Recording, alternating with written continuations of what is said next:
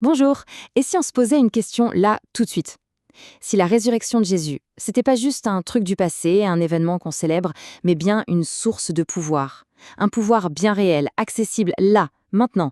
C'est cette idée, un peu folle, qu'on va creuser ensemble en s'appuyant sur un texte qui la voit vraiment comme ça. Une force qui peut tout changer. Et d'ailleurs, regardez bien ce verset. Le texte source nous met tout de suite sur la voie avec un mot bien précis. Puissance. C'est pas espoir, c'est pas foi, non, c'est bien puissance. C'est ce lien direct entre la résurrection et une force concrète qui va être notre fil rouge. Voilà, on y est. C'est l'affirmation s'entraîne et elle est énorme. La résurrection, ce n'est pas une relique qu'on met sous verre, non, c'est un pouvoir actif, une sorte de moteur qui transforme des vies aujourd'hui même. C'est ça qu'on va essayer de comprendre. Mais alors, pour vraiment saisir l'ampleur de ce pouvoir, le texte propose une approche assez surprenante. En gros, il nous dit « Attendez, avant de parler de la victoire, il faut d'abord comprendre la profondeur de la défaite. » C'est logique, non? Pour mesurer la hauteur d'une montagne, faut bien commencer par le bas de la vallée. Et tout commence avec le prix payé. Et ce fameux prix payé, eh bien c'est beaucoup plus complexe qu'on ne l'imagine. D'après le texte, Jésus n'a pas subi une seule mort, mais bien trois. Trois types de morts différentes. C'est une idée super importante parce que chacune de ces morts, c'est comme une serrure que le pouvoir de la résurrection a dû faire sauter. Bon, la première, c'est la plus évidente, celle que tout le monde connaît. La mort physique, la fin de la vie, purement et simplement. Le moment où le cœur s'arrête de battre sur la croix. Et ce moment, il est bien ancré dans les Écritures. C'est la dernière parole de Jésus rapportée par l'évangile de Luc. Le point final, en quelque sorte, de sa vie sur terre. Mais c'est là que ça devient vraiment intense. Le texte nous parle d'une deuxième mort, la mort spirituelle. Imaginez un instant, ce n'est plus seulement le corps qui s'éteint, c'est la connexion avec Dieu qui est totalement coupée. Une séparation radicale à cause du poids de tous les péchés du monde. Pour étayer cette idée, la source s'appuie sur ce passage qui est un pilier de la théologie chrétienne. L'idée, c'est que Jésus, qui était sans péché, a pris sur lui tout le péché de l'humanité. Et c'est ça qui aurait provoqué cette rupture, cette séparation terrible d'avec le Père. Et puis, il y a la troisième mort, la plus terrible de toutes, la seconde mort. Le texte la décrit comme la séparation ultime, définitive, éternelle de la présence de Dieu. C'est ce que le livre de l'Apocalypse appelle le lac de feu. Et l'affirmation incroyable du texte, c'est que Jésus a aussi connu ça, dans toute son horreur. Pour nous faire ressentir cette descente aux enfers, la Source utilise les mots très forts des psaumes. C'est vraiment l'image d'une chute vertigineuse dans le noir complet, un abandon total, où il aurait subi la totalité du châtiment, l'essence même de cette seconde mort. On est au point le plus bas.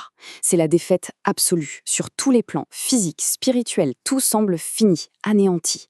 Et c'est justement là, au cœur de cette obscurité totale, que l'histoire bascule. Quelque chose d'inimaginable est sur le point de se produire. Et ce quelque chose, bien sûr, c'est la résurrection. Mais attention, le texte nous explique que ça ne s'est pas fait en un claquement de doigts. Non, c'était un processus, une victoire qui s'est déroulée en deux étapes bien distinctes. Alors, quelles sont ces deux étapes? D'abord, une résurrection au niveau de l'esprit. Et ensuite, seulement après, la résurrection du corps physique. C'est super intéressant.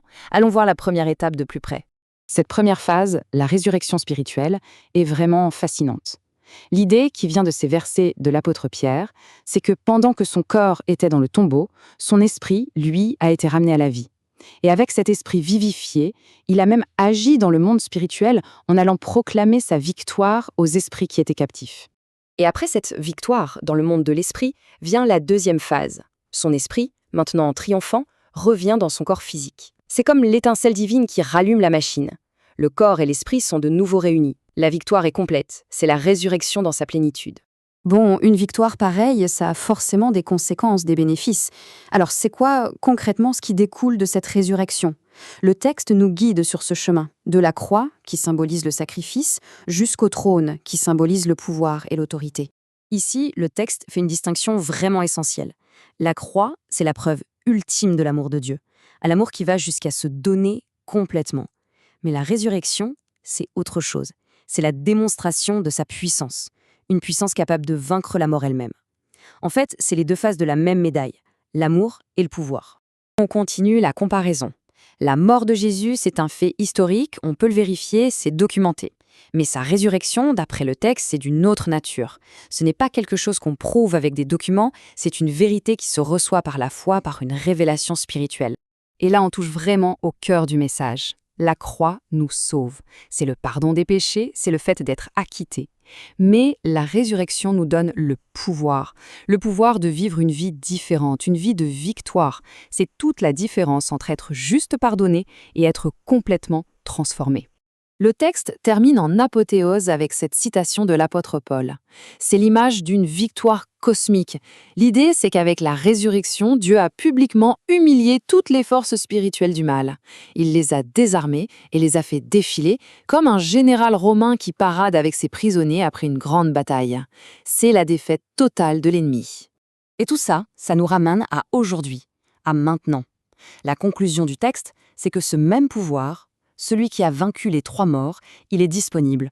C'est la source même du salut, de la guérison, de la libération, pour toute personne qui met sa confiance dans cet événement. Finalement, tout se résume à cette question.